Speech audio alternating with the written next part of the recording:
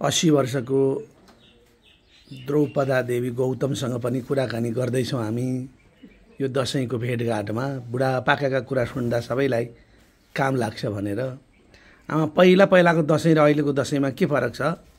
पहिला त रातभरि चिउरा कुट्थ्यौँ अनि कोला पकाउँथ्यौँ, हर्क हुन्थ्यो, कस्तो हर्क हुन्थ्यो दही जमाएको ठेकामा। अनि दसैँ आउँछ खाउँला भनेर रातो माटो बोक्थ्यौँ। एक दिनका बाटा रातो माटो ल्याउँथ्यौँ, कमेरो ल्याउँथ्यौँ, अनि घर पोथ्यौँ, घाँस काटो घर पोतो, अनि बस्यो सप्तमी अष्टमी नवमी त्यति दसैँ मान्नुपर्छ भनेर दही चिउरा खाने। माइला बडाबा 18 कोसाका कोला, 4 बान्ठीको दही, अनि 1 पानो र अलिकति आधी चिउरा खानुहुन्थ्यो अरे। आधा ठुलो थियो हाम्रा 4-5 भाइ वरिपरि राखेर आमैले त्यसरी दिनुहुन्थ्यो अरे। तपाईँका माइतमा चाहिँ? माइतमा पनि त्यस्तै खान्थ्यौँ। लु खाओ आज र भोलि पर्सि टिका कि फुका, अनि टिको लगाएपछि सक्यो दसैँ भन्दै दिनुहुन्थ्यो आमा। अनि जाओ सामा चार्नुपर्छ, आगोसम्मलाई धान हुन्छ, यसरी चिउरा कोला खाएर भन्नुहुन्थ्यो। सामा चार्नु भने के? सामा खेतमा आउँथ्यो, सामा धान गोडी सकेर पनि सामा अल्गो हुन्थ्यो। त्यो सामा नउखेल्दा बिग्रिन्थ्यो धान। चामल त्यही सामा आउँथ्यो। अनि दसैँमा मात्रै लुगा लाउने नयाँ? दसैँमा मात्रै लुगा फेर्ने, यो फल्नेलाई त्यसरी ल्याउनुहुन्थ्यो बुवा दार्जिलिङ गएर। साडी एउटै ल्याउनुहुन्थ्यो, सबैलाई लामो धेरै ल्याएर च्यातिदिनुहुन्थ्यो। एउटै ल्यायो अनि च्यात्यो। कति 18 गज कति गज अनि 5 गजका च्यातिदिनुहुन्थ्यो। लु फल्ने लायो त्यसो गर्नुहुन्थ्यो। अनि चोला सिउ बालीको दमाई हुन्थ्यो, त्यही आएर अनि बालीका दमाईले लुगा सिउँथ्यो, चोला सिउँथ्यो। अनि केटाका दौरा सुरुवाल एउटी दमिनी थिए उद्रेको ओरेको सिउँथी, बुढी दमिनी आउँथी, यहाँ अमल तनु लगाएको थियो। आएर त्यो उद्रेको अनि सिउँथी बस्ती खान्थी 2-3 दिन। अनि त्यस्तो थियो, राम्रो थियो पहिले, हर्ष थियो केटाकेटी बेलामा। अहिले त जहिले दसैँ छ अनि जाउलो खाने, अनि धानको भात खाइन्थ्यो भनेर थियो, धानको भात खाने, चिउरा खाने, त्यस्तै थियो। अनि हर्क थियो, हर्क गर्थ्यौँ। तपाईँहरूले टिका लाउँदा रातै लाउँथे? मैले थाहा पाउन त रातै लगाएको। जमरा राख्थे, जमरा रातो टिकै लाउँथे मैले थाहा पाउँदा चाहिँ। अनि त्यहाँ तपाईँ माइत गाउँमा त मगर गाउँ थियो, मगर थिए, के थरी थिए? मगर थुप्रो थिए, आले, ग्याङ्मी, खपाङ्गी, अनि के थिए, थुप्रो थिए हो त्यहाँ। सबैले दसैँ मनाउँथे? सबैले मनाउँथे, सबैले टिका लाउँथे। अनि तिहार चाहिँ मकैका मल खुबिजाउँथे। कसले? ती मगरहरूले। अनि ढिकीमा कुट्थे, अनि छिल्केर त्यो पिठो पारेर यत्रो रोटी पकाउँथे तिहारमा चाहिँ। दसैँमा चाहिँ उनीहरूको खानै खान्थे, के गर्थे, चिउरा अलिअलि मात्रै कुट्थे। अनि टिका हामी जस्तै लाउँथे? राई, लिम्बू, मगर चाहिँ लाउँदैनथे हामी जस्तो। कस्तो लाउँथे त? सेतो लाउँथे। सबैले मान्थे नि? मान्थे। एउटा घरको लिम्बू मर्यो भने सबैले बार्थे बस्छ अरे। दसैँ चाहिँ सबैले मान्थे। यो हाम्रो होइन भन्दैनथे? भन्दैन। यो हिजो आज भन्छ नि त्यस्तो होइन? त्यतिखेर त एक सत्तै थियो। तपाईँका गाउँमा तपाईँहरूको उमेरमा राई, लिम्बू, मगर, गुरुङ यिनीहरूले दसैँ मनाउँदाखेरि यो हाम्रो होइन त भन्दैनथे नि?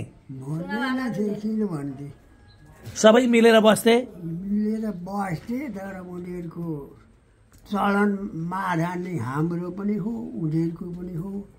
हामीहरूले गएर चाहिँ आँगनमा रेखी हालिदियो, आफ्नो सुब्बाले बोलाउँछ अनि यहाँ उनीहरू आफू गर्दै अर्कोलाई लाउँथे।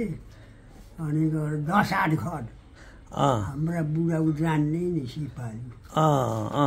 अनि उसबाट त पाठो काट्थे। अनि त्यो भटेरै लाग्थ्यो सुब्बाको घरमा। ढिकीमा भात पकाएर भएका मान्छेले खानुपर्ने गकाले मार हानेर दसैँमा चाहिँ। कसकामा? सुब्बाको घरमा। कस्तो राम्रो है, गाउँका सबै भेला हुनु पर्थ्यो। भेला हुनु उसका रैतिर भेला हुनु। लिम्बन थियो, सिसा पुर्याउनु पर्थ्यो, एक कायो कोला कोला चिउरा टिको लाउँथे यसरी खुनको लैलाका तल्लापट्टि यसरी कसले? तल उसैले सुब्बाले। नगए त कुटीमा मुखिया मान्न जानुपर्ने। कि दही सानो 2 मानेमा लिएर जानुपर्ने मुखिया मान्न। हरि मुखिया सुब्बाले बेचेको छैन भने सुब्बैसँग जानु पर्यो। ठरै बिक्री हुन्छ नि त। मुखिया त अनि मात्रै हुँदो रहेछ नि। लिम्बूको लिडर नि जिम्मा हो, त्यसलाई चाहिँ मुखिया। अनि 6 जना खेताला एकहल गोरु तिर्नुपर्ने मुखियालाई फेरि रैती भएर। त्यो सुब्बाले बेचेको छ भनेदेखि त्यसरी जानु पर्यो। रैती पनि बेच्यो नि, बिक्री भएको रहेछ त्यो। रातो टिका लाए। 7-7देखि चाहिँ उनीहरूले पनि रातो टिका लाए। यहाँदेखि उता लाए। नभए 7 सालदेखि उता नै सेतो। 7 सालदेखि यता राम्रो कि उता राम्रो? उता राम्रो नि हौ, अघिको समय सबै छ। सबैले राजालाई गाली गर्छन् त अहिले त। राजा एउटा पुलिस आउने घरभित्र बस्नु पर्थ्यो। अहिले कोही मन्त्रीसँग डराउँदैन मान्छे। उठे बेलाको त बाटो हिँड्नु पनि चर्किनु पर्ने नि पुलिस। हुला खिन्छ एउटा लाउरो र घन्टी झन्डा र हल्लाउँदै हिँड्छ। घोर्छो भने भाला लिएको हुन्छ। अनि बडो भाग्नु लुक्नु परेन। अहिले त यसो छैन। उति बेला पुलिसलाई तलब दिएको 10 रुपियाँ महिनाको। अनि आदर सत्कार सम्मान गर्ने चलन पहिला र अहिलेमा के फरक छ? यो थियो आफूभन्दा उँभोको र मान्नेलाई दाजु होस्, मितबाबु होस् अथवा आफ्नो जातको चाहिँ खुट्टामा निउरिने। अहिले त छैन, गुरुलाई निउरिएरै हो। गुरुलाई पनि कहिल्यै हामीले हातमा ढोग्यौँ।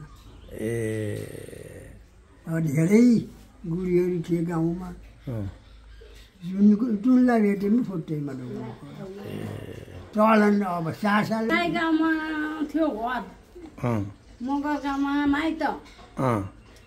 अनि राई गाउँले मलाई माइतकै सम्मान बोलाउँथे, माइली भन्थे। माइली उता पनि भनेर माइली भन्थे। अनि त्यहाँदेखि पराङ सुब्बाहरूले यहाँ झिर्झिले लिए जङ्गल। त्यो जङ्गल लिएपछि हजुरबा अब लिम्बुवानको ठुलो मान्छे। अनि सबैले एक सिट लिने भए त्यहाँ।